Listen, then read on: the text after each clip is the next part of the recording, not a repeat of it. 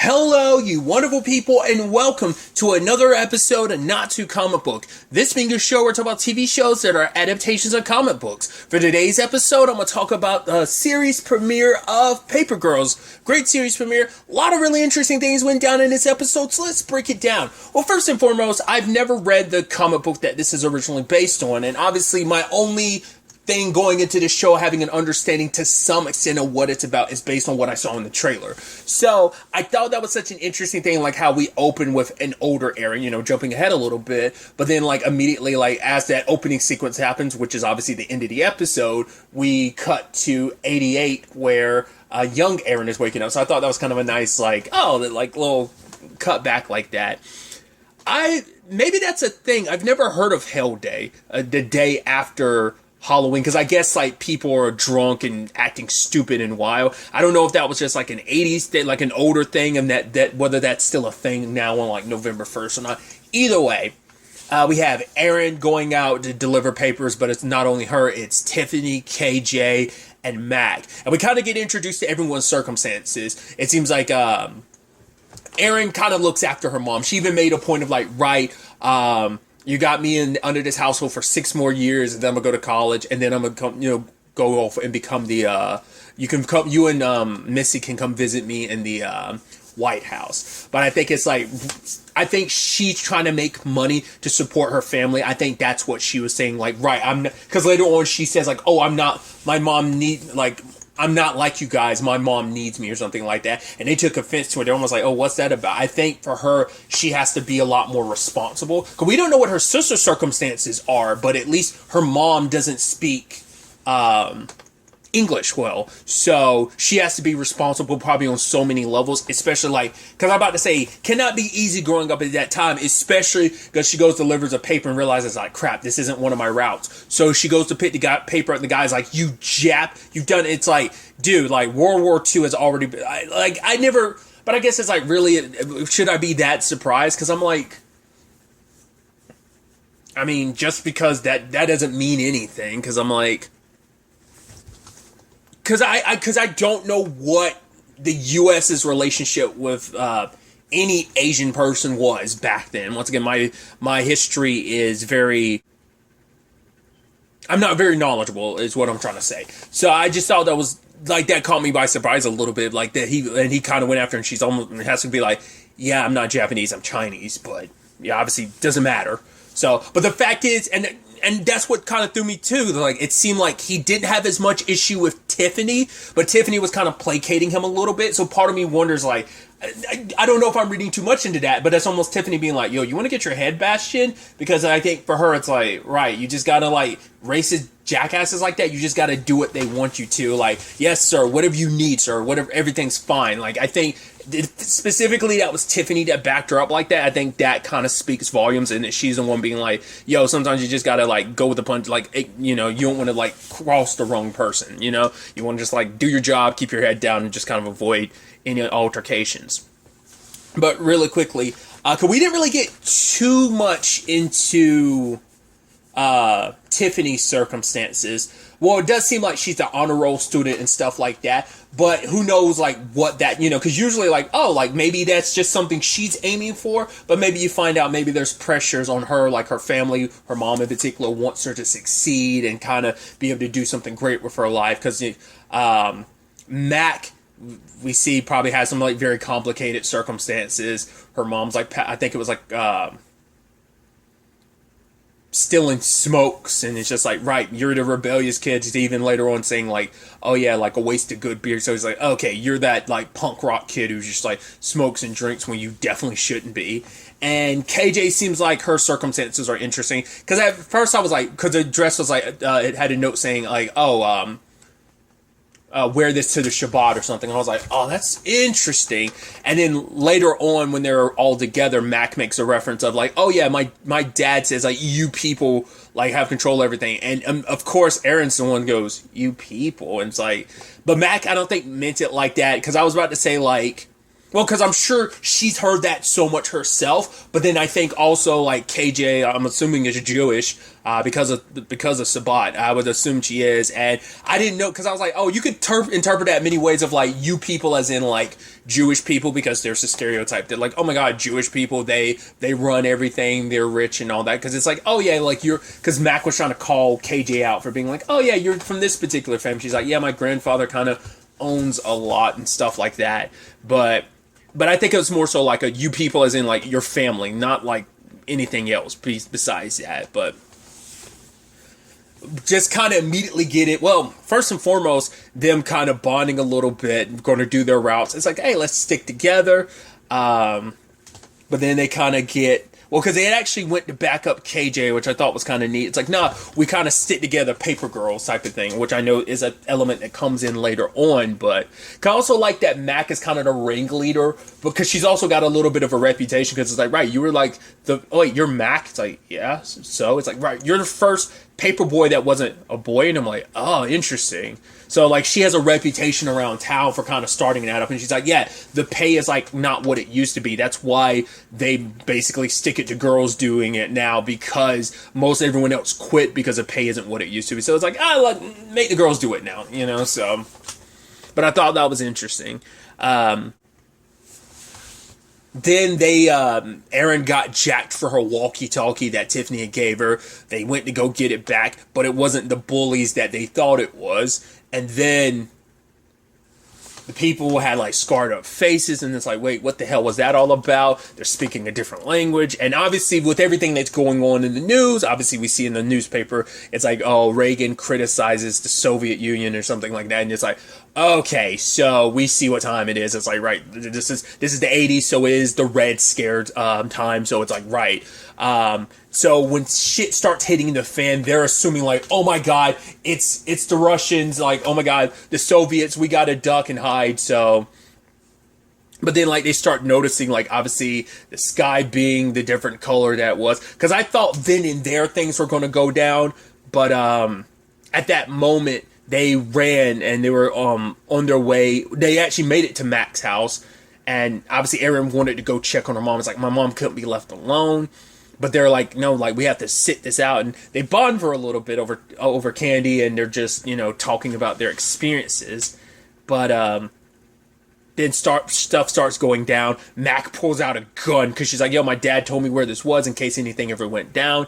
She accidentally shoots Erin. That took me by surprise. I was like, oh, this is, whoa. It's like, that's super fucked up. They're trying to get her to the hospital, but before they can, stuff starts popping off. They get grabbed. She has that, like, between life and death vision of Reagan being like, oh, just because you get shot, and not everyone that gets shot dies or something. It's like, the future ain't for the faint of heart. It's for the brave. And then she snaps out of it. They come out of a machine. That time travel machine kind of reminds me almost, it's not a one-to-one, but it kind of reminded me a little bit of the one from Doom Patrol. If you saw last season of the Doom Patrol, there was a time machine. It kind of reminded me of that, with just its design. But it's like, wait, because obviously they don't give you context in the trailer. I was under the impression the storm is like the clouds and everything turning purple is what time traveled them, but it's like, no, it's a machine that was used to time travel them by these people, and they're like, right, we're just trying to get you as far away because they noticed that when they were leaving, they were like, when they were on the way to Mac's house, it's like, did you notice that literally no one was outside? It's like, yeah, but it's early in the morning. Yeah, but we didn't see any cars or anything. So it's like, what happened? Because the opening said like, right, the end of the world as we knew it, or something like that. And I was like, wait, are we dealing with an apocalypse situation? It seems like something apocalyptic did happen. And I'm curious if the storm, the clouds and storm and all that is like a byproduct of whatever time travel is going on, or maybe it's like rippling across time or something like that, or is it just like an apocalyptic event that happened that they just happened to. I'm curious to find out what this all is. Like, obviously, it's just the first episode, so don't have a lot of context, but Erin ends up checking her gunshot wound, and there's all these bugs crawling over her. But later on, it's like her wound healed. So it's like, did they do that? Like, the fact is, they went out of their way to save the kids. I guess, like, everyone else might have gotten wiped out or something. I don't know what to fully make of that. Because you're like, okay, so what's going on? They're like, one of the guys ended up giving Tiffany a device and said, you need to get underground. And it's like, and then later on, like, the guy was like, oh, you part of the underground. I'm like, so are you guys from, like, my understanding was like, well, not my understanding, my thought was that we're dealing with a group from the future that's trying to fix time that's broken, but maybe they're from the future where, like, humanity, like, there are those who live underground. Because if you look at, like, the way they dress, like, those who are saying, like, oh, get underground, who are protecting the paper girls, like, they were kind of dressed a little more shabby, like they are kind of like, I guess, a resistance or living underground. Whereas the other people, which one of them is Adina Porter, which I know best as Indra from the 100. I was like, hey, oh, dude, I was like, that's so cool. Like, their clothes are more pristine, so it seems like maybe they're from, like, some high society of some sort. So, once again, so much stuff out of context. Obviously, Erin still being alive, not dead. Mac is like, oh my god, good thing I didn't kill you, new girl. And Erin's like, I'm not new girl. Because, like, I think, you know, Mac at points throughout it was calling her Erin, but it's like every once in a while she kept slipping back and forth. Everyone else kept calling her Erin. I love that when she was actually trying to introduce herself the first time, she was like, oh, my name is Erin. Okay, what? Hold up, new girl. Like, they kind of cut her off the first time she was trying to introduce herself. But obviously, they have no idea what's going on. They're getting fired at by laser guns. They watch that Adina Porter's character murder the guy that helped them, and then they try to make their way to Erin's house, and there they run into future Erin, played by Ali Wong, which when I saw her in the trailer, I was like, oh, that's so dope. But the question then becomes like, okay, so what is this? How did this work? Because that was the thing that kind of threw me for a loop. Because this isn't your typical time travel. There's some like shenanigans going on here. Because it has to be like there's a paradox situation going on here. Because for one, Erin was like, wait, because like if she disappeared from 1988, how is it that there's an adult version of herself here? Like I said, not unless this all happened, she went through all this, eventually goes back to 1988 and doesn't remember it because it's a whole loop situation. You know, it's either that, the fact that she also she didn't immediately go like, oh my god, Tiffany? KJ, Mac, it's almost like we'll have to wait till the next episode, maybe given enough time, she'll be like, hey, it's you guys, but she didn't immediately recognize him, so I'm like, what's up with that? Because my thought was like, maybe they were close for a little bit and they drifted apart, or maybe they never got close at all in the original timeline, and so that's why she never really got to know them, plus it was so long ago, it was like probably 30 plus years ago, so it's like, yeah, of course I don't remember people I like delivered papers with once, and then we moved on and went our separate ways, because I had said during my trailer discussion, I think this adventure is what brings them close together, because they're kind of still somewhat strangers, because even to the point Matt called Tiffany Tanya the first time they met, it's like, she's like, we delivered papers together last year, it's like, yeah, whatever. Either way, I thought that was kind of a nice jump off point. A lot of setup, kind of getting introduced to our characters, finding out their circumstances. I wonder, did KJ kill that guy? I mean, she did whack him pretty hard, but I'm like, I mean, you know, a good blow to the head could kill someone with like I don't know if that's an actual hockey stick or like, it seemed like it was a makeshift hockey stick. Because she did talk about like going to dressed up for Halloween as Wayne Gretzky. Because I did like that everyone, because like Tiffany's like, oh yeah, like I'm too old for that. And KJ had this look, because I'm guessing she's still trick-or-treating. And I love Mac being like, I was a Care Bear. And Erin obviously like tries to say like, no, I'm not, I did it once, it wasn't really for me. Like, it's like, oh, it's for kids. Because it's like, right, her circumstances being a little different. Because she even says like, right, our neighbors don't like us. That's why, like, they hand out big pieces of candy during Halloween, was just because her mom was trying to get their neighbors to like them. So they're outsiders. And I think everyone's kind of this group of misfits is kind of put together. Like, each one of them comes from their own complicated circumstances. Like I said, I think we'll get to really learn more about. But I'm fascinated to see where all this goes, what that was all about. You got jumped in, like it's like regular adventures, and then super got jumped into the deep end of like so many questions. You time traveled. Who are these people? Where are they from? Why are they killing these other people? What is this whole thing about underground? Once again, is it just a time paradox situation, or is there something else going here with both the young Aaron and the older Aaron? And once again, older Aaron not obviously having any memories of this, but also not recognizing the other three as well. Like I said, maybe the next episode will hopefully give us some context to that. But I'm excited to see where the next episode ends up taking us going forward with all of this. I should also, before I end this, talk about the in memory of at the end. I believe that I hope I don't not butchering her last name, but I believe it's Yang Yang Liu. I looked her up, just Google really quickly. If I might be mistaken, but I believe she was like a senior person, kind of in control of like Amazon original stuff or Amazon Studios. That's the position I think she was. She was like a senior member of on that side of the side of things, I think. So I think that's.